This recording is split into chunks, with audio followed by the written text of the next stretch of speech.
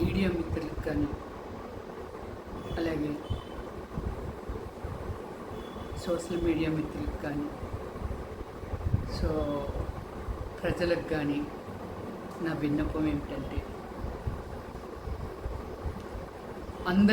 అంటే ఈరోజు ఈ సొసైటీలో, అంటే ఈ సమాజంలో ఎవరి వల్ల మనకి సంబంధం లేని వ్యక్తుల వల్ల మనం ఎంత సఫర్ అవుతున్నామో, సో అలాంటి వాళ్ళని మనం ఎలాగ ఎదిరించవచ్చు అనేది మొన్న ఢిల్లీలో జరిగిన ఒక ఇన్సిడెంట్ అండి.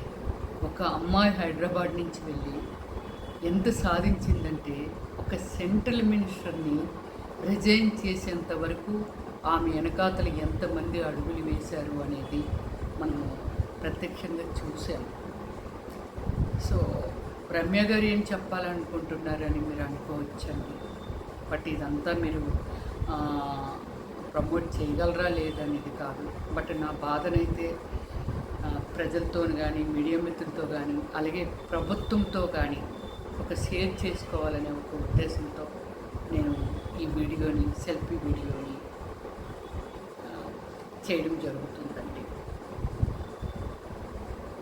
మాది గచ్చిబౌలిలో పిఎస్ ఎదురుగుండా, పోలీస్ స్టేషన్ ఎదురుగుండా ఎఫ్సిఎల్ లేఅవుట్ అని మాకు ఒక లేఅవుట్ ఉంది. నేను 2003లో నేను ఆ లేఅవుట్లో ఒక 500 గజాలు కొనుక్కోవడం జరిగింది.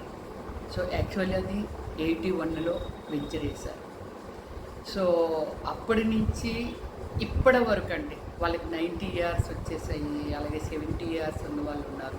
వాళ్ళు ఎంతో యంగగా ఉన్నప్పుడు కొనుక్కొని ఈ రోజుకి అనుభవించలేక ఇబ్బంది పడుతున్న వాళ్ళ అందరూ మా ఎఫ్సిఏ, మా మిత్రులందరి తరపున నేను మాట్లాడుతున్నాను. మొన్న అంటే ఒక 3 days బ్యాక్ ఇలాగా హైడ్రా కమిషనర్ని సస్పెండ్ చేయండి, లేదా అతనికి సంఖ్యలు వేసి మిలిటరీ నుంచి జవాన్లు పిలిపించి ఆయనకి సంఖ్యలు వేయండి, జైల్లో పెట్టండి, లేదా అతన్ని తీసేయండి అని. ప్రతి ఒక్కరము చదువుకున్న వాళ్ళమండి. కొందరు జడ్జిలు అవుతారు, కొందరు లాయర్లు అవుతారు, కొందరు పోలీస్ ఆఫీసర్లు అవుతారు, సో గుమస్తాలు అవుతారు, ఇలా ఎంతోమంది ఉంటారు.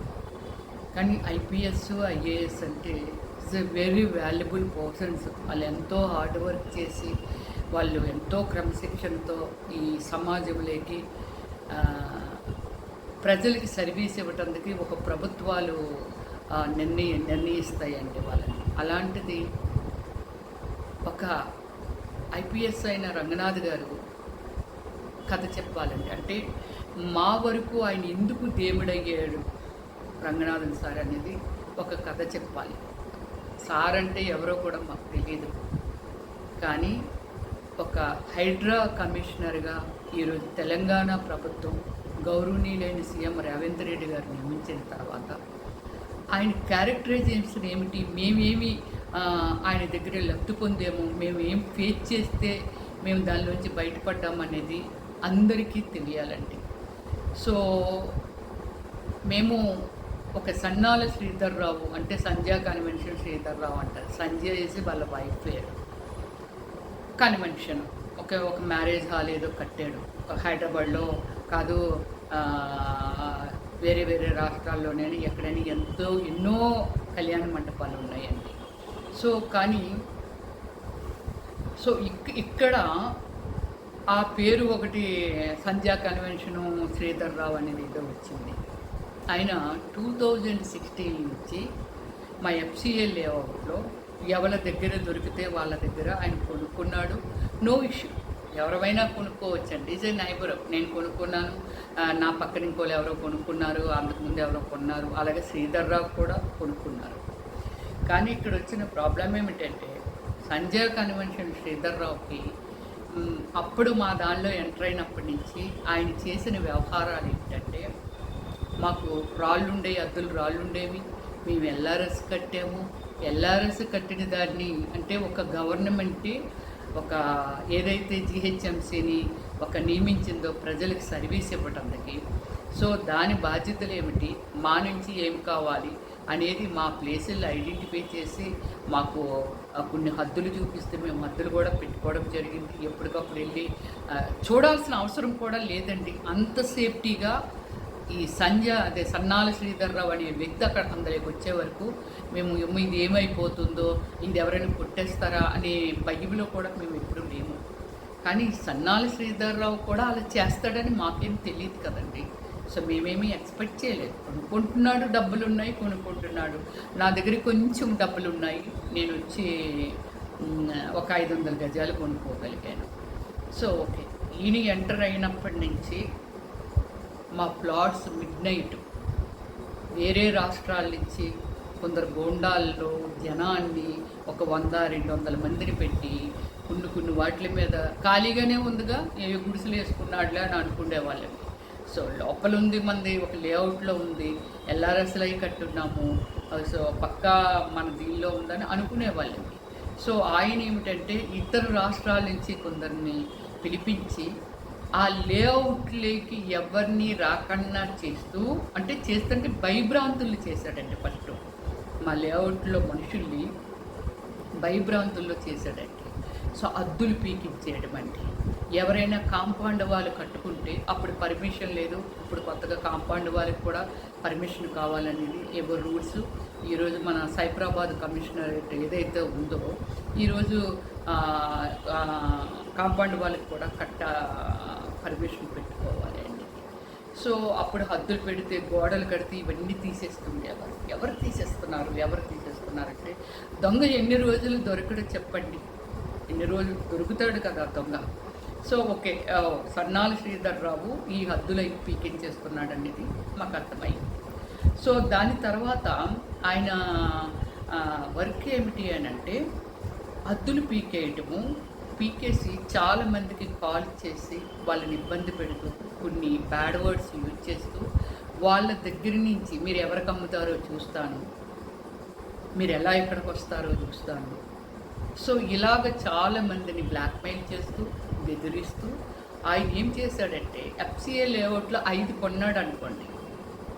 ఈ మీడియేటర్లందరికీ ఏమైనా పాప్కార్న్ చేసేవాడంటే ఇందులో నేను ఒక 50 వరకు నేనే కొనేసానయ్యా అనేవాళ్ళు. సో అదే సన్నాల శ్రీధర్రావు గారు అమ్మేమని నా దగ్గర కొందరు లాయర్లు వచ్చారు. లాయర్లు మీన్స్ ఆయన మనుషులండి.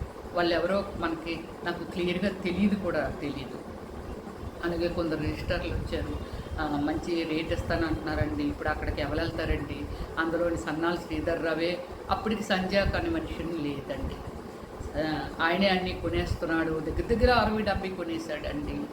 ఇలాగా మనల్ని భయపెడుతూ ఒక చూడండి 30 ఇచ్చేస్తాడట అని. అక్కడ ప్రైజ్ 1 lakh ఉందనుకుందాం. అప్పుడు మమ్మల్ని అడుగుతున్నప్పుడు ఒక 75,000 80,000 ఉంటే ఈయన వచ్చి చూడండి ఒక 20,000 ఇచ్చేస్తాడంట. ఆయనకి తప్ప ఎవరు అక్కడ మధ్యలోకి రారండి. సో అనేసి ఇలా చెప్తూ ఉండేవాళ్ళు. ఓకే, ఎంతోమంది వాళ్ళు 70 మంది ఇచ్చేసారా లేకపోతే 80 మంది ఇచ్చేసారా అనేది క్లారిటీ లేదండి. కానీ మేము కొందరం ఏమిటంటే అమ్మకుండా దాని మీద ఫలాన్ని తినాలి అంటే మా అవసరం. ఏం అవసరం అంటే ఎంతోమంది రిటైర్ అయిపోయి సో వాళ్ళ జీవితాన్ని ఈ రిటైర్మెంట్ తర్వాత ఇది ఒక ఫలం పండుతుంది, దాని మీద ఏదో ఒకటి ఒక ఇన్కమ్ సోర్స్ కల్పించుకొని తినాలని సో ఇలాగ అనుకున్న వాళ్ళు, లేకపోతే వాళ్ళ పాపకి మ్యారేజ్ చేయాలను, లేకపోతే వాళ్ళ అబ్బాయి సో ఎడ్యుకేషన్ అయిపోయింది ఎక్కడో ఉంటున్నాడో, మా జీవితాలకు ఒక దారి. ఓకే, నా వరకు నేను వస్తున్నానండి, చెప్తున్నాను. ఐఎమ్ ఏ ఫిలిం స్టార్, మీ అందరికీ తెలిసే విషయం. కానీ నేను అప్పుడు ఎలా కొనుక్కున్నాను అని అంటే యాక్చువల్లీ ఓకే, నా రిటైర్మెంట్ తర్వాత ఇప్పుడు ఇంకా ఇక్కడ ఏమీ లేదు కదా, డెవలప్మెంట్ ఏమీ లేదు కదా. కొన్ని రోజులు అంటే చుట్టూ చూస్తుంటాం కదా. సో ఒక హైటెక్ సిటీ వచ్చేసింది, తర్వాత మొత్తం చుట్టూ డెవలప్ అవుతుంది. సో ఎస్, ఇక్కడ డెవలప్ అయిన తర్వాత ఓకే, ఒక 3 లక్షలు రానివ్వు, 4 లక్షలు రానివ్వు, 2 లక్షలు రానివ్వు, నా మూవీ సాగిపోయిన తర్వాత అక్కడ ఏమైనా కట్టుకొని ఓన్గా రెంట్కి ఇచ్చుకుంటే టెన్షన్ ఉండదు. సో హెల్త్ ఇష్యూస్ వచ్చినా ఏమొచ్చినా సో నాకు ఎప్పుడూ నాకు ఒక సేవింగ్ అనేది ఒకటి ఉంటుంది, సపోర్ట్గా ఉంటుంది, ధైర్యం ఉంటుందని ప్రిపేర్ అయిన వ్యక్తిని ఆల్మోస్ట్ 10 ఇయర్స్ నుంచండి దాని మీద ఏమైనా చేసుకుందామని అనుకునే వాళ్ళే అందరూ కూడా. కానీ అందులో ఏమీ చేసుకోవటానికి వీలు లేకుండా ఆయన పర్మిషన్లు తెచ్చుకొని ఫుడ్ కోర్టులని, తర్వాత చిన్న చిన్న షాపులని, అక్కడ ఒక విచ్చలవిడిగా మా స్థలాల మీద ఆయన చేసుకుంటూ ఆయన మా స్థలాల మీద ఇన్కమ్ సోర్స్ని కల్పించుకున్నారు. సో దీనికి అసలు సొల్యూషన్ ఏమిటి? మొత్తం లేఅవుట్ని ఏం చేశాడంటే ఫస్ట్ అద్దులు పీకేవాడు. మన దగ్గర నుంచి ఇక్కడ ఉండేది కదా, ఇప్పుడు అద్దులు లేవు ఏమిటి అని అనుకునే సిచ్యువేషన్లో మొత్తం ఏదైతే 20 ఎకరాల సైట్ని ఇట్స్ లైక్ ప్లే గ్రౌండ్ కింద మార్చాడు ఆయన. మార్చేసి ఇంకా మా ప్లాట్స్ని మేము ఐడెంటిఫై చేయకుండా ఇలా ఈ విధంగా చేశారు. అప్పుడు మాకు హైడ్రా అనేది అంటే దాని లోపలికి వెళితే కానీ మాకు హైడ్రా వాల్యూ ఏమిటి, అందులో కూర్చున్న ఆఫీసర్ రంగనాథన్ సార్ ఏమిటి, ఆయన విలువ అప్పుడు తెలిసిందండి మా అందరికీ. వెళ్ళిన తర్వాత ఒక 5-6 సార్లు కంప్లైంట్లు ఇచ్చాము, అపాయింట్మెంట్స్ అడిగాము, సార్ బిజీగా ఉన్నారండి, సో ఇలాగని చెప్తుండేవాళ్ళు. అయినా మేము పట్టువదలని విక్రమార్కుల్లాగా మేము దగ్గర ఒక 15 మందిని నిత్యము ఎస్టర్డే వెళ్ళామంటే ఈరోజు కూడా వెళ్ళేవాళ్ళమి, మళ్ళీ రేపు వెళ్ళేవాళ్ళమి. సో ఇలాగ నిత్యము అక్కడికి వెళ్ళి కూర్చుంటూ ఉండేవాళ్ళం. ఏమిటి మీ ప్రాబ్లము అనేది ఆయన చూసి మొత్తం చార్ట్లైట్ గుండా 81లో మా ఏదైతే FCL లేఅవుట్ ఉందో సో దాన్ని క్లారిటీగా దాని డీటెయిల్స్ కానీ మా పేపర్స్ మా ఏవైతే మా సేల్ డీడ్స్ ఇవన్నీ ఇచ్చి అప్పుడు సన్నాల శ్రీధర్రావు గారికి కూడా ఇన్ఫామ్ చేయడం జరిగిందండి. ఏమండి మీరు కూడా రండి, మీ మీద ఏదో అభియోగం ఉంది, సో ఇలా మీరు ల్యాండ్ ఆక్రమించారని. మీరు ఎదురుగా కూర్చుంటే GHMC వాళ్ళని కూడా నేను పిలిచి ఏమయ్యా మరి ఇలాగ మీరు LRSలు కట్టించుకున్నారు, వీళ్ళందరి సమక్షంలో ఇది ఏమిది నిజము ఏది అబద్ధం అనేది చూద్దామని మా మీటింగ్స్ అయినా ఆల్మోస్ట్ 3-4 టైమ్స్ సన్నాల శ్రీధర్రావు గారికి ఇన్ఫామ్ చేయడం జరిగిందండి. కానీ ఆయన రాలేదు, వాళ్ళ లాయర్లు మాత్రమే అక్కడ అటెండ్ చేసేవాళ్ళు. దొంగ ఆయన అయితే లాయర్లు వచ్చి ఏం చేస్తారండి, ఒక లాయర్ అనేది మేము ఇచ్చిన ఇన్ఫర్మేషన్ బట్టి ఇది కరెక్ట్ ఆర్ రాంగ్ అనేది ఆర్గ్యూ చేసేది లాయర్. మరి ఆ సన్నాల శ్రీధర్రావు ఏమి ఇన్ఫర్మేషన్ ఇచ్చి లాయర్లు పంపించారో తెలియదు. సో ఓకే, మొత్తం ఎవ్రీథింగ్ క్లియర్గా అండి, డాక్యుమెంటేషన్లో కానీ ఎన్ని కొన్నారని కానీ ఆ డాక్యుమెంట్లు మీరు తీసుకురండి, ఇదంతా ఎంక్వైరీ చేస్తే ఒక 68-69 హైడ్రాలో ప్రజెంట్ చేశారు. కానీ అక్కడ మాట్లాడేది ఏమిటంటే 120-130 సన్నాల శ్రీధర్రావే కొనేసాడని వాళ్ళ లాయర్స్ కూడా ఆర్గ్యూ చేసేవారు, బయట కూడా అలానే చెప్పుకునేవాళ్ళు. ఇక్కడ ఒక వంశీరామ్ బిల్డర్ సుబ్బారెడ్డి గారికి ఒక 30 మంది అందరూ డెవలప్మెంట్కి ఇచ్చారు. సో అందులో నుంచి ఒక 5-6 7 ఈయనకి అమ్మేరు అంటున్నారు ఓకే డెవలప్మెంట్లో ఉంటుండగానే. కానీ మరి మేము ఒక 30 మంది మేము తిరుగుతున్నాము, అక్కడ ఒక 30 మంది అక్కడ డెవలప్మెంట్కి ఇచ్చారు.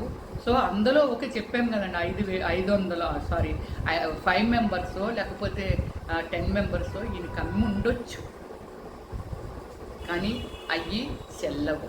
ఎందుకంటే వేరొకల దీనిలో డెవలప్మెంట్కి వాళ్ళు ఉన్నారు కాబట్టి. ఇప్పుడు 30 మంది 35 మంది మేము తిరుగుతుంటే ఈయన ఎక్కడ కొన్నాడు ఈయన అనేది మొత్తం అంతా మేము కూడా అందరమే చదువుకున్నాం కదండి. వ్యవస్థలు ఏమిటో తెలుసు, MRO ఆఫీస్ ఏంటో తెలుసు, రిజిస్టర్ ఆఫీస్ ఏమిటో తెలుసు, దాని లింకులు ఏమిటో తెలుసు, ఈసీలు ఏమిటో తెలుసు. సో ఇందులో ఉన్నవాళ్ళు ఎవరికి అమ్మకుండా ఉన్నవాళ్ళు ఎవరమైతే ఉన్నామో సో మేమందరమీ ఫైట్ మొదలుపెట్టాము. మా అప్పులు,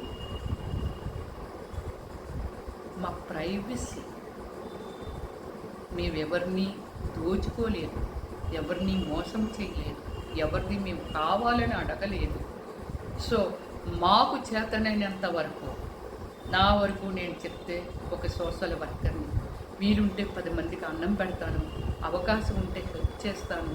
ఎంతోమందిని హాస్పిటల్లో అడ్మిట్ చేసి వాళ్ళకి ఇంకా కట్టుకోలేరు అని అంటే హాస్పిటల్స్ని రిక్వెస్ట్ చేసి, సో వాళ్ళు ఇలాంటి సిచ్యువేషన్లో ఉన్నారు, మీరు అక్కడ ప్రాణం పోయినా ఉంచుకోవడం, ఇలాంటి టైప్లో ఎంతోమంది పిల్లల్ని స్టడీ చేస్తున్నాను. అలాగే ఎంతోమంది బెగ్గర్స్ దగ్గరికి వెళ్తూ ఉంటాను, వాళ్ళతో భోంచేస్తూ ఉంటాను, వాళ్ళతో స్పెండ్ చేస్తూ ఉంటాను.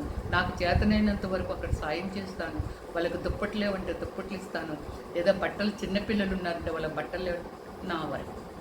కానీ ఎంతోమంది నీతి నిజాయితీగా ఉద్యోగం చేసుకుంటూ వాళ్ళు ఈ సమాజానికి వాళ్ళంతా వాళ్ళు సర్వీస్ చేసి నీతిగా వాళ్ళు స్వెట్తో కొనుక్కునేవి.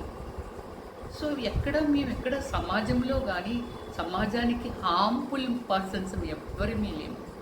కానీ ఈరోజు ఎంత సఫర్ అవుతున్నామంటే మేము, సో మానసికంగా, శారీరకంగా, ఫైనాన్షియల్గా ఎంత సఫర్ అవుతున్నామంటే అంత సఫర్ అవుతున్నాం. నిద్ర రాదు, ఎక్కడికెక్కడికో పరిగెడుతుంటాము. సో ఇది మా సిచ్యువేషన్. ఓకే, ఇప్పుడు మాకు హైడ్రా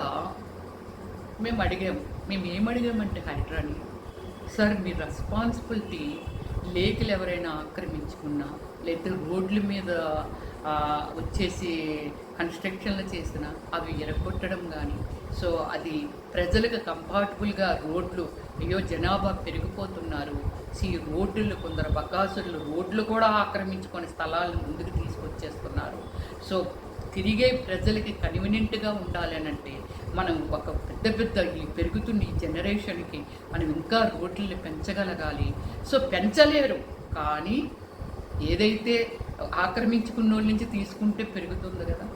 అలాగే ఎన్నో చెరువులు, ఎన్నో పార్కులు వీటిని ఆక్రమించేసుకుంటూ వాళ్ళ సౌధానం అన్నమాట, వాళ్ళకి అంటే ఒక హద్దు ఆపు లేకుండా సో వీటిల్ని ఆక్రమించుకునే వాళ్ళు. మరి మీరు ఇన్ని చేస్తున్నారు కదా సార్ మా లేఅవుట్లో మాకు రోడ్లు మాయమైపోయాయి సార్, ప్లీజ్ సార్ మాకు రోడ్లు ఇవ్వండి అని అంటే, ఫస్ట్ ఇదంతా చెక్ చేసిన తర్వాత వాళ్ళ లాయర్స్, సన్నాల శ్రీధర్రావు లాయర్స్ కానీ మేము ఒక 20 ఎందరమో కూర్చున్నాము. ఇదంతా మేము చెక్ చేసి ఇదంతా చేసిన తర్వాత అప్పుడు యాక్షన్లోకి తిరిగారు. ఒకటే మాట అన్నారు, ఎవరిని జీహెచ్ఎంసీ ఆఫీసర్లు కూడా కూర్చోబెట్టి, ఏమయ్యా అక్కడంత కన్స్ట్రక్షన్ జరుగుతుంది, మీరు పర్మిషన్లు ఇస్తారు కదా, ఓకే మీరు ఇచ్చిన ప్రకారంగా ఆయన కట్టకపోవచ్చు, ఆఫ్టర్ ఆల్ ఒక పాన డబ్బా రోడ్డు మీద పెడితేనే ఎవరైనా కంప్లైంట్ ఇస్తే పొక్కులనరి పెట్టి తొలగించేస్తామే మనము. మరి అలాంటి లేఅవుట్లో సో మన రోడ్డుల్లో ఆక్రమించి పెద్ద బంగళాలు కట్టేశాడు ఆయన. మరి మీరు పర్మిషన్లు ఇచ్చుంటారు కదా అని అడిగితే, సార్ మనకు చూపించినవి వేరా, అతను కడుతున్నది వేరా. ఓకే కట్టాడు. ఏం సార్ నేను అడుగుతున్నాను, ప్రజలకు అర్థం అవ్వాలి, ఆఫీసర్లకు అర్థం అవ్వాలి. నేను అడుగుతున్నాను, నేను ఒక రోడ్డు మీద కింద నుంచి వెళ్ళిపోతూ ఉంటాయి, మీదని ఏమీ అంటదు, ఎలక్ట్రికల్ని కూడా నేను డిస్టర్బ్ చేయను, ఇటొక రెండు పిల్లర్స్ లేపి పైన ఒక 5 అంతస్తులు కట్టేస్తే ఇప్పుడు జీహెచ్ఎంసీ ఒప్పుకునేదా, యాక్సెప్ట్ చేసేదా? మరి అలాంటప్పుడు సన్నాలు శ్రీధర్రావు రోడ్లన్నిటిని ఆక్రమించేసి, రోడ్ల పక్కన ఉన్న ప్లాట్లు కూడా ఆక్రమించేసి సో కన్స్ట్రక్షన్ చేసేసాడు. ఒక్కటే మాట అన్నారు, ఇంత దారుణం, 20 ఎకరాల లేఅవుట్ని కొట్టేయాలని అనుకోవడం, ఇది ఎంత దారుణమో ఏమిటని ఆయన జాలిపడ్డారండి. లేదు దీన్ని ఎలాగైనా రోడ్డులు మా హక్కులు ఏమండి, ఎల్ఆర్ఎస్ ఒక జిహెచ్ఎంసీకి ఎల్ఆర్ఎస్ కట్టాము, మరి అవి గవర్నమెంట్ రోడ్లు కాదంటారా? 40 ఫీట్ రోడ్లు, 30 ఫీట్ రోడ్లు ఓన్లీ సన్నాలు శ్రీధర్రావుకి మొత్తం అదంతా అప్పచెప్పేస్తే, ఆయన తీసేసుకుంటే ఇంకా అందులో మా రోడ్లు ఏవైతే 3.5 ఎకరాలు దగ్గర రోడ్లే ఉన్నాయండి. ఈరోజు అక్కడ గచ్చిబౌలిలో మొన్నేనండి గవర్నమెంట్ ల్యాండ్ 235 కోట్లకి వెళ్ళింది. అంటే ఈ 3.5 ఎకరాల రోడ్డుల్ని అతను ఆక్యుపేషన్ చేసుకుంటే అంటే ఎఫ్సిఏ లేఅవుట్ 20 ఎకరాలకి మనుషులు రారా అండి? రోడ్ల మీద వెళ్ళరా అండి? ఎన్ని లేఅవుట్లు వేయలేదు, ఎన్ని కాలనీస్ రెడీ అవ్వలేదండి, వాటిల్లో మనుషులు తిరగట్లేదా అండి?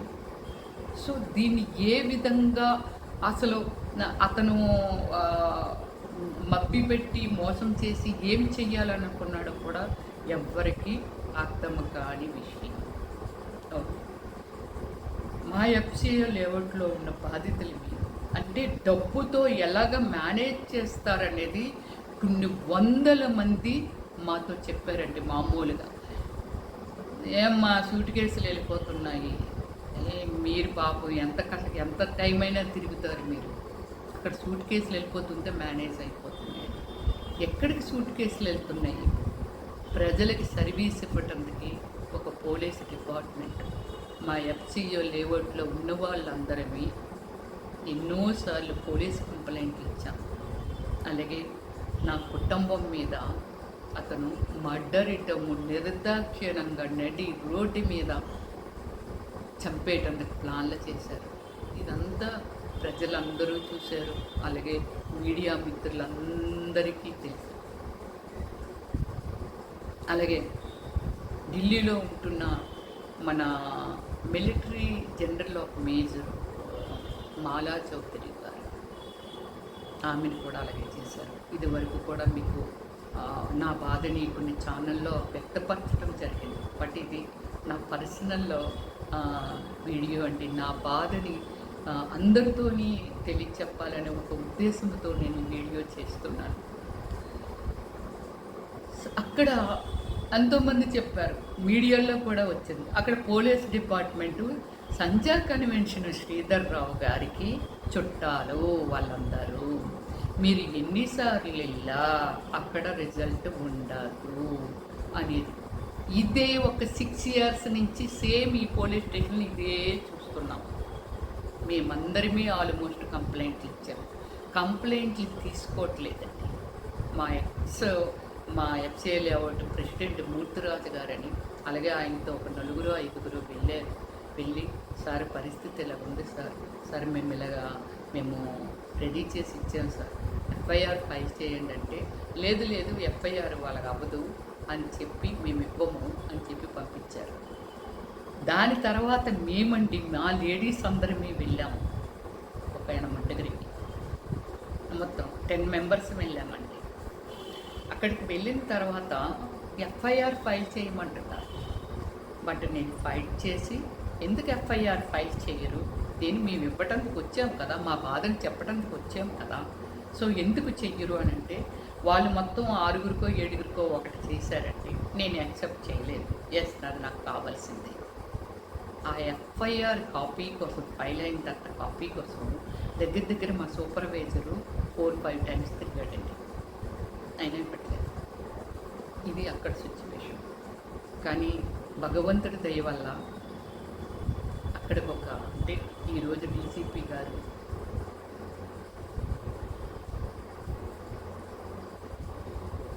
ఒక ఇది ఇచ్చారండి, స్టేట్మెంట్. సార్ ఒక యాంకర్ అడిగారు, సార్ మీ పోలీస్ డిపార్ట్మెంట్కి మీరు ఏం మెసేజ్ ఇస్తారు, ఏం చెప్తారు అని అడిగారు సార్ ఆనంద్ గారు. ఆయన ఒక్కటే మాట ఇమ్మీడియట్లీ సమాధానం చెప్పారు.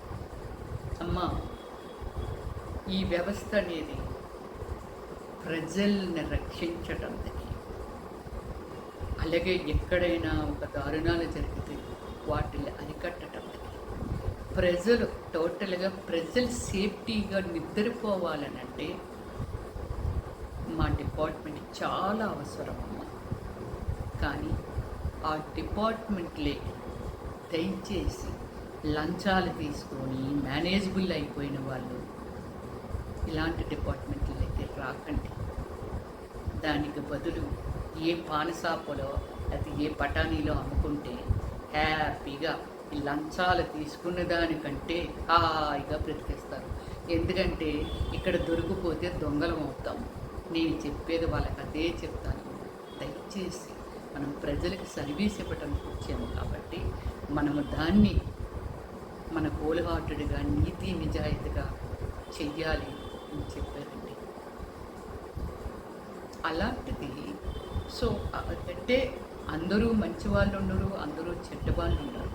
కానీ ఇలా ప్రజల కోసం వచ్చి మేము ట్యాక్స్లు కడితే, మేము జిఎస్టీలు కడితే వీళ్ళు ఒక ఆఫీసర్లుగా తయారవుతున్నారు. అది గుమస్తానా, లేకపోతే ఒక పోలీస్ డిపార్ట్మెంటా, ఒక ఐఏఎస్ఆ, లేకపోతే ఐపీఎస్ఆ, లేకపోతే వాట్ ఎవర్ అండి, ఎనీ గవర్నమెంట్ ఎంప్లాయ్మెంటు మన ప్రజల డబ్బుతో వాళ్ళు జాబ్ చేస్తున్నారు. మరి ప్రజలకు సర్వీస్ ఇవ్వడానికి వచ్చిన వాళ్ళు ప్రజలకి ఎక్కడ సర్వీస్ ఇస్తున్నారు? దానికి ఈ ప్రూఫ్సే మా ఈ బాధని వ్యక్తపరచాలనే ఉద్దేశంతో ప్రజల మధ్యకి తీసుకెళ్లాలనే ఒక ఉద్దేశంతో నేను ఈ వీడియో చేస్తున్నాను. ఇంకా ఈరోజు మన ఆనంద్ గారు లాంటి డీజీపీ గారు ఎలా ఉన్నారు, అలాగే ఒక హైడ్రాలో రంగనాథన్ సార్ లాంటి వాళ్ళు ఉన్నారు. ఈరోజు మేము జీహెచ్ఎంసీలో మేము దగ్గర 6-7 ఇయర్స్ నుంచి మేము ఎవరైనా పర్మిషన్లకు అప్లై చేసినా కానీ సన్నాల శ్రీధర్రావుకు మాత్రము అక్కడ పెద్ద పెద్ద బిల్డింగులు అయ్యి కట్టడానికి లోపల వస్తున్నాయి. మా ఎఫ్సిఏ లేఅవుట్లో సుకుదా కన్స్ట్రక్షన్ 15 floors కట్టారు. అదే మా ఎఫ్సిఏ లేఅవుట్లో సన్నాల శ్రీధర్రావు వేరొకల ప్లాట్ మీద మంచిగా పెట్రోల్ బంకు కట్టాడు. అలాగే ఎన్నో షాపులు కట్టాడు, అన్నీ రెంట్కి వస్తున్నాయి, ఫుడ్ కట్టారు. కానీ మాలాంటి వాళ్ళని వెళ్ళి మాకు ఏమీ వద్దండి, ఒక సెక్యూరిటీ కావాలి, ఒక చిన్న కాంపౌండ్ వాళ్ళు కట్టుకుంటామని వాళ్ళ చుట్టూ తిరిగి తిరిగి తిరిగి తిరిగి కాలు అరిగిపోతున్నా సరే, రండి సార్ మా సైట్ని చూపిస్తాం, దయచేసి ఇన్స్పెక్షన్కి రండి అని పిలిచిన నెవర్. ఆ వ్యవస్థ ఎవరి కోసం? అది మా కోసం, మన కోసమేగా, మన ప్రజల కోసమేగా. ఎందుకు చెయ్యదు సర్వీసు? అడిగి హక్కు నాకు ఎందుకుంది అంటే మేము ఎల్ఆర్ఎస్లు కట్టాము ప్రభుత్వానికి. సార్ ఇదిగో ఇంత రోడ్డు ఉండాలమ్మా, మీ సైట్ ఎంత పెడుతుంది, సో మాకు ఇదిగో ఇంత అమౌంట్ కట్టాలమ్మా అని దగ్గర 15-16 సంవత్సరాల క్రితము 1,80,000 కట్టాము. ఈరోజు రేట్ ఆఫ్ ఇంట్రెస్ట్ దాన్ని చూసుకుంటే ఇన్నేళ్ళలో దానికి ఎంత అవుతుంది? నా కాంపౌండ్ వాళ్ళు వచ్చేస్తుంది. మరి ఇంత మీకు మేము ఇంత రెస్పెక్ట్ ఇచ్చినప్పుడు మరి మాకు ఏమి సర్వీస్ మీరు ఇస్తున్నారు కదా? కానీ ఇప్పుడు మొదలైంది. ఈరోజు సిఎంసి కమిషనర్గా సుజనా మేడం వచ్చారు. విశాఖపట్నంలో కూడా జీవీఎంసీ కమిషనర్గా చేస్తున్నారు. కానీ ఆమె మా కదలిక ఎలా వచ్చింది అని అంటే, సో ఆమె దగ్గరికి సేమ్ రంగనాథన్ సార్ లాగే డైలీ మీరు మార్నింగ్ అయితే ఇక్కడికి వచ్చి కూర్చుంటే నా పని ఏమవుతుంది, డైలీ వచ్చిస్తే నాకు గుర్తుంది మైండ్లో అని మేడం గారు చెప్పిన, లేదు మేడం మీకు గుర్తు చేయాలని అంటున్నాం మేడం, ప్లీజ్ మేడం లోపల కన్స్ట్రక్షన్ జరిగిపోతున్నాయి మేడం, రాంగ్ కన్స్ట్రక్షన్ జరుగుతున్నాయి. మా బాధ ఏంటంటే ఆయన కట్టుకోవచ్చు తప్పలేదు, కానీ రాంగ్ కన్స్ట్రక్షన్ జరుగుతున్నాయి, తప్పుడు రోడ్లు చూపిస్తున్నాడు, వేరొకరు ప్లాట్లలో కట్టిస్తున్నాడు. సో ఆ ప్లాట్లు తీసుకొచ్చి ఇక్కడికి జరిపేసి వేరొకరు వాళ్ళల్లో కట్టిస్తున్నాడు. ప్లీజ్ మేడం మీరు మాకు హెల్ప్ చెయ్యండి అనేదంటే దీనికి మేడం గారు అక్కడికి విజిట్ చేశారు మా దిల్లకి. ఇది ఎగ్జాక్ట్లీ ఒక 10 days బ్యాక్. అదే రంగనాథన్ సార్ని మేము ఎందుకు రమ్మని అడిగామంటే సేమ్ టైం, సార్ మా ఎఫ్సిఏ లేఅవుట్లకి మమ్మల్ని ఎవరిని వెళ్ళనివ్వకుండా, అంటే ఎవరమైనా వెళ్తే ఎలా వెళ్తామండి, కారులో వెళ్తాము లేకపోతే బైక్ మీద వెళ్తాము లోపలికి, ఆ సోర్స్ కూడా లేకుండా సంజా కన్వెన్షన్లో నుంచి కూడా ఒక వేని దాన్ని కూడా మూసేసి బండరాళ్ళు అవి ఇవి వేసేసి, సార్ మీరు ఒక్కసారి వచ్చి చూడండి సార్, మీరు ఇంత ఆపరేషన్ చేసినా సరే తను చాలా దారుణంగా తెగించేస్తున్నాడు, ఇంకా మాకు వేరే సోర్స్ లేదు, వేరే దారి లేదు, అతను ఎలా కట్టేస్తున్నాడో మీరు వచ్చి తర్వాత చెక్ చేయండి మేడం రండి. అదే సేమ్ టైం రంగనాథన్ సార్ని పిలిచారు. పిలిస్తే వాళ్ళిద్దరూ అక్కడికి వచ్చినందుకే మరికో కేసు రంగనాథ్ గారి మీద, సారీ మన హైడ్రా రంగనాథన్ సార్ మీద, అలాగే మన సుజనా మేడమ్మ మీద కూడా ఆవిడకి కొన్ని హక్కులు ఉన్నాయండి. అంటే ఆమె వచ్చి చెక్ చేయొచ్చు, ఇదేమైనా అనెసరీగా ఇక్కడ ఏమైనా కట్టేశారా, లేకపోతే ఏమిటి, వీళ్ళ కంప్లైంట్ నిజమా అబద్ధమా అని వాళ్ళ టీంతో వాళ్ళు వచ్చి చెక్ చేయడంలో తప్పులేదు కదండి. అయినా మేడం మీద కూడా కోర్టులో కేసేశాడు. అంటే ఒక సమాజానికి ఉపయోగపడి ఒక గవర్నమెంట్ ఆఫీసర్లుగా చేస్తున్న వాళ్ళ మీద అంత ఈజీగా కోర్టులో వేసేస్తారా అండి? ఇది నెక్స్ట్ మన హైకోర్టుకి, అందులో ఉన్న ప్రముఖులకి, న్యాయమూర్తులకి, అందరికీ, జడ్జిలకి అందరికీ నమస్కారం పెట్టి అడుగుతున్నాం సార్, ఒక న్యాయ వ్యవస్థ, ఎందుకంటే పాపం ఎంతోమంది అమ్మాయిలు బలైపోతున్నారు, వీళ్ళకి ఒక న్యాయ వ్యవస్థ ఉంటే, దాని మీద ఒక ఇది ఉంటే వాళ్ళు పాపం బయటపడతారంటే ఒక వ్యవస్థ, ఎనీ వ్యవస్థ సార్ గవర్నమెంట్ క్రియేట్ చేసిందే. మరి సో మేము అక్కడ రోడ్డులు లేవని వేశాము, ఇక్కడ సార్ మా లేఅవుట్ ఒక్కసారి సర్వే, లోకల్ సర్వే అయితే అలాంటి దుర్మార్గులు మేనేజ్ చేసిస్తారు కాబట్టి సర్వే ఆఫ్ ఇండియాతో ఏడీ సర్వే ఒకటి దయచేసి మాకు చేయించబెట్టండి సార్ అని మేము వేసుకోవడం జరిగింది. కానీ దానికి 1 year నుంచి ఇదిగో రేపు, ఇదిగో ఎల్లుండు, ఇదిగో పండగ తర్వాత ఇచ్చేస్తాను, సమ్మర్ హాలిడేస్ తర్వాత ఇచ్చేస్తామని వాయిదాల మీద వాయిదాలు అలా వెళ్తూ ఉన్నాయి. ఇక్కడ ఆర్గ్యూ శ్రీధర్ రావు అనే ఒక వ్యక్తి, ఆ వ్యక్తి అందులో తక్కువ ఉంది ల్యాండ్ అని, మాది తక్కువ ఎలా ఉంటుంది, ఎవరి బిట్లు వాళ్ళకే ఉన్నాయి కదా, అదే లేఅవుట్లో నువ్వు బిట్టిళ్ళు రోడ్డులు చూపించి వాళ్ళు అవతల వాళ్ళది ఎవరిదైతే ఉందో ఇవన్నీ చూసుకొని నువ్వు కొన్నావు కదా, మరి 80 90 కొన్నాను అనుకునే వ్యక్తివి, మరి నీ ఏటి చూసుకున్నావు, ఎలా చూసుకున్నావు, ల్యాండ్ ఎలా తక్కువ అవుతుంది, ఎవరి బిట్లు వాళ్ళ దగ్గరే ఉన్నాయి. సో దీనిని ఏమిటంటే సార్ అక్కడ ల్యాండ్ షార్టేజ్ ఉంది సార్, 20 ఎకరాలు లేఅవుట్ వేశారు, వేసిన దాన్ని సో మేమందరమే కొనుక్కున్నాము, అందరూ ఎవరి ప్లాట్స్ మీద వాళ్ళమే ఉన్నాము, రాయనే అనుకున్నాడు కదా అని అంటే, మహానుభావులు వాళ్ళ లాయర్ గారు చెప్పిందే చెప్పి ఇక్కడ ఏముంది, ఒక సర్వే మాత్రమే మేము అడిగాము, ఎవరమైతే అన్యాయం అయిపోయిన వాళ్ళమే ఈ శ్రీధర్రావు వాళ్ళ ఉన్నాము, ఇక్కడ శ్రీధర్రావు మీద మేము వేయలేదు, మా మీద ఆయన ఏమీ వేయలేదు, కానీ మేము కోర్టులో వేసింది సార్ మాకు సర్వే కావాలి సార్, సర్వే ఆఫ్ ఇండియా సపోర్ట్తో, ఏడీ సపోర్ట్తో ప్లీజ్ సార్ అనేది మేము వేసాం. దీనికి 1 year నుంచి సాగుతూ ఉంది.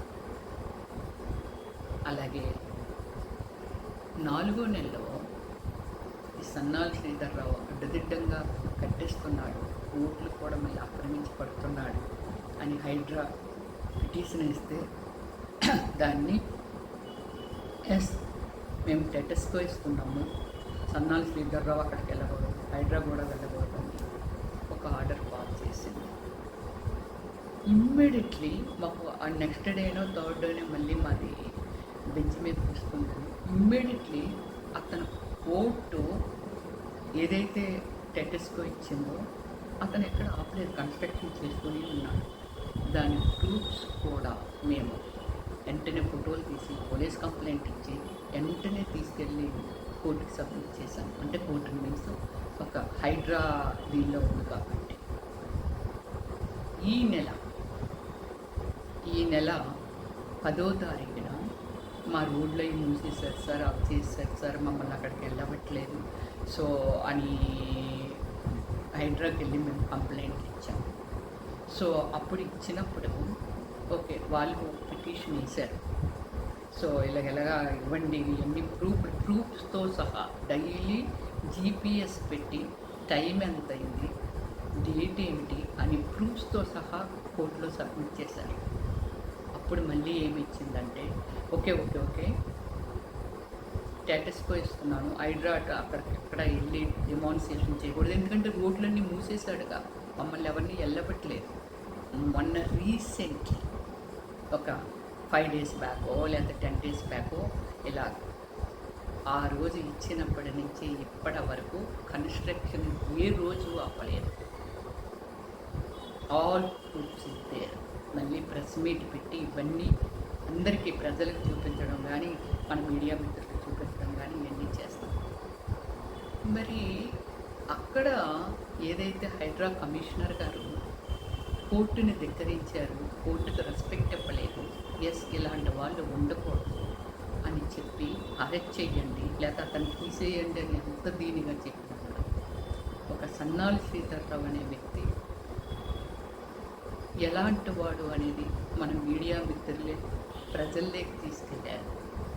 అందరూ చూస్తారు, కోర్టు లాయర్లు చూస్తారు, జడ్జిలు చూస్తారు, ఆఫీసర్లు చూస్తారు, పోలీస్ డిపార్ట్మెంట్లు చూస్తారు, పేదవాళ్ళు చూస్తారు, అందరినీ చూస్తాం. That is in India, that is social media కదా. మరి అతని మీద ఎన్ని ఎలిగేషన్స్ ఉన్నాయి, ఎన్ని ఎఫ్ఐఆర్లు ఉన్నాయి, ఎన్ని చీటింగ్ కేసులు ఉన్నాయి, ఎంత 420 అని ఉంది, రేపిస్ట్ అని ఉంది, ఇన్ని ఉన్నాయి కదా. మరి ఆయనకి ఎందుకు హైకోర్టు మాలాట పేద ప్రజల కోసం, అన్యాయం అయిపోతున్న ప్రజల కోసమే ఇలాంటివన్నీ ఉన్నాయి కదా, పోలీస్ స్టేషన్లు కానీ లేకపోతే కోర్టులు కానీ ఇవన్నీ. మరి మాలాట వాళ్ళకి ఎందుకు అమ్మో ఇలాంటి వ్యక్తి సమాజానికి చాలా ప్రమాదకరము అని మీరు ఎందుకు ఒక డిసిషన్ తీసుకొని ఎస్ అవన్నీ స్టాప్ చేయించండి అని ఎందుకు ఇవ్వలేదు? ప్రజలకు మంచి చేస్తున్న వ్యక్తిని కమిషనర్ రంగనాథన్ సార్ని అరెస్ట్ చెయ్యండి. ఆయన పోస్ట్కి ఒక వాల్యూ ఉంది, అవసరం ఉంది. ఎన్నో పబ్లిక్గా చెప్తున్నారు, ఎన్నో లక్షల కోట్లు, 1,60,70 కోట్లు ప్రభుత్వానికి నేను సేవ్ చేశానని చెప్తున్నాను. అంటే ఆ భూమి ఎవరిది? ప్రజలది కాదా? ప్రజలదేగా. గవర్నమెంట్ ల్యాండ్ అంటే ప్రజల కోసం ఏదో కేటాయిస్తారు. ఇందాక ఒక వ్యక్తి చెప్పారు, వేరే రాష్ట్రాల్లో భూమి లేక చాలామంది భూములు లాక్కుంటూ ఒక రోడ్డుని క్రియేట్ చేయాలన్నా లేకపోతే ఇంకోటి కట్టాలన్నా గవర్నమెంట్ పర్పస్, మన ప్రజల కోసం.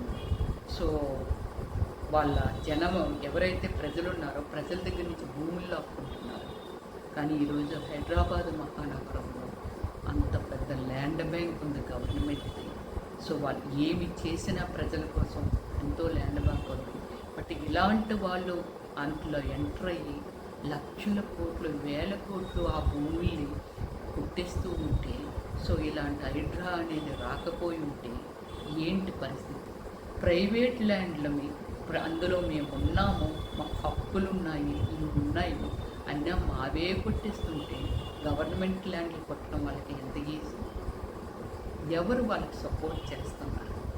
ఇలాంటి వాళ్ళు అన్ని వ్యవస్థలు కలిపి, అది కోర్టు, హైకోర్టా, పోలీస్ డిపార్ట్మెంటా, లేకపోతే ఒక జిహెచ్ఎంసీయా, లేకపోతే ఒక సిఎంసీయా, లేకపోతే ఇంకోట, మీరందరూ ఏకమయ్యి ప్రజలకు మనం ఏమిస్తున్నాం అనేది ఒక్కసారి మిమ్మల్ని మీరు క్వశ్చన్ చేసుకుంటే అర్థమవుతుంది.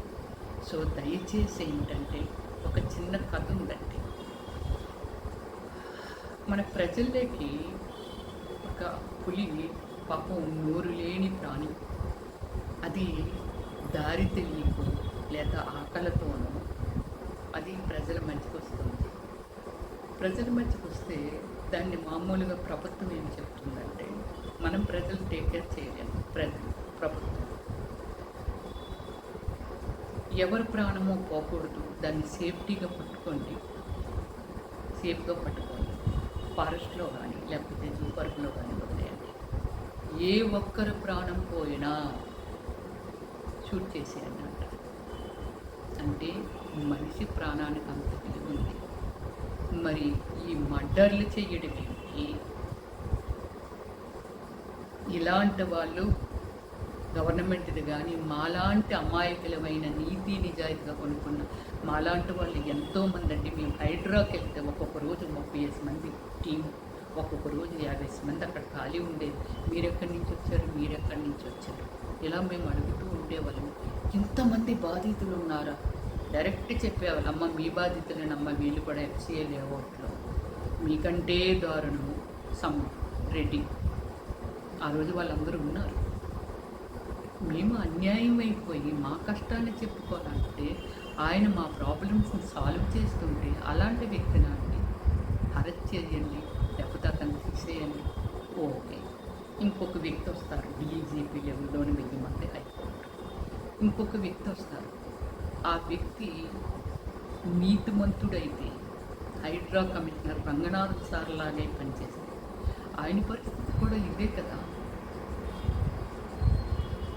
లేదా మీరు చెప్తున్నారు ఓకే, వెళ్ళిన వాళ్ళందరి దగ్గర పెద్ద పెద్ద సూట్ కేసులు అనుకొని చూడండి అంటే పోతే వాళ్ళే ప్రజలు వాళ్ళే ఏదో ఒకటి చేసుకుంటారు.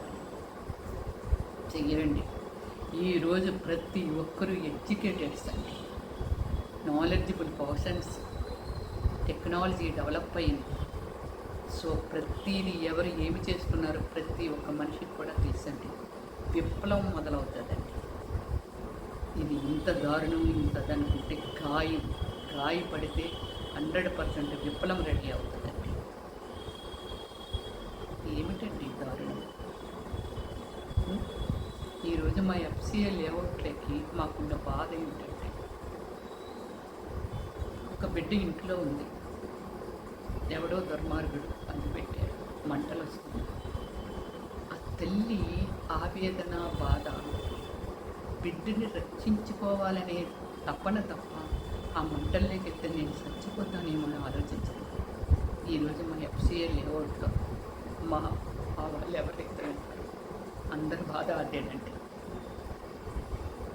మా బిడ్డ ఏంటి పొజిషన్, అతనికి మనం ఎలాంటి, అతనికి మనకి విరోధం లేదు, అతనికి మనకి స్నేహం లేదు, అతనికి మనకి ట్రాన్సాక్షన్స్ లేవు.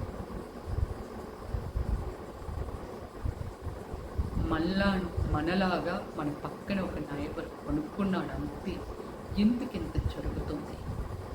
తప్పన పడిపోయి ఎంతోమంది చనిపోయారు కూడా. అంటే దయచేసి ఇలాంటి వాటిని ప్రజలు ముందుకు వచ్చి ప్రజలందరూ ఏకమై విఫలముగాని లెగిస్తే తప్పకుండా దీన్ని ఇలాంటి వాళ్ళని అరికట్టొచ్చండి. సో ఇది నా మనోవేదనండి, నా బాధతో ఈ వీడియో నేను చేయడం జరుగుతుంది. ఫైనల్లీ నేను ఒకటి చెప్తున్నానండి, మీ ప్రజలందరికీ అలాగే గవర్నమెంట్కి, ఈరోజు ఉన్న గవర్నమెంట్ రేపు ఏ గవర్నమెంట్ ఉంటుందో, అలాగే సెంట్రల్ గవర్నమెంట్కి, పోలీస్ డిపార్ట్మెంట్లకి, వీళ్ళందరికీ నేను చెప్తున్నానండి, నా కుటుంబంలో నాకు తెలిసి ఎవరికి ఇంత హామీ చేయమండి, మోసం చేయలేదండి. అలాంటిది మమ్మల్ని చంపాలని అనుకున్నాను. ఇప్పుడు ఇంత మాట్లాడుతున్నాము, ఇంత చేస్తున్నాము, ఈ వీడియో బయటకు వస్తుందనంటే సంధ్యా కన్వెన్షన్ శ్రీధర్రావు డైరెక్ట్ వచ్చి కత్తితో పొడవడండి. టీములు అరేంజ్ చేస్తాడు, ఎవరు అలాగా వీళ్ళు ఎక్కడ వేసేయండి, వాళ్ళు అక్కడ వేసేయండి. మేబీ ఆ వేలో ఉన్న వాళ్ళు ఎవరైనా ఆలోచనలు అలాగే ఉంటాయేమో నాకు తెలియదండి. కానీ మా కుటుంబంలో ఎవరైనా రాకేష్ ప్రశాంత్ కానీ నాకు కానీ ప్రాణహానంటూ ఉంటే అది సంధ్యా కన్వెన్షన్ శ్రీధర్రావు మాత్రమే చేస్తాడండి. ఎందుకంటే ఇప్పటి వరకు వెరీ పీస్ఫుల్ ఫ్యామిలీ మాది. నా గురించే కొన్ని కోట్ల మందికి తెలుసండి. నాకు తెలిసి కొన్ని కోట్ల మందిని ఎంటర్టైన్ చేశానే కానీ ఎక్కడ ఇంత రిమార్క్ లేదు నా మీద. అలాగే నా కుటుంబంలో కూడా అవకాశం ఉంటే హెల్ప్ చేస్తామే కానీ ఇప్పటి వరకు మమ్మల్ని కోప్పడిన వాళ్ళు కానీ లేకపోతే ఇలా ఇలా ఇలాంటి ఫ్యామిలీ అని అనేవాళ్ళు కానీ ఇంతవరకు లేరండి. This is a great family, my family. So ప్రౌడీగా చెప్తాను నేను. కానీ ఈరోజు ప్రాణభయంతో మేము ఏమైనా భయపడితే, ఒకవేళ మాకు ఏమైనా జరిగితే దీనికి మళ్ళీ చెప్తున్నానండి. సో చెయ్యగానే బయటకు వస్తాయి.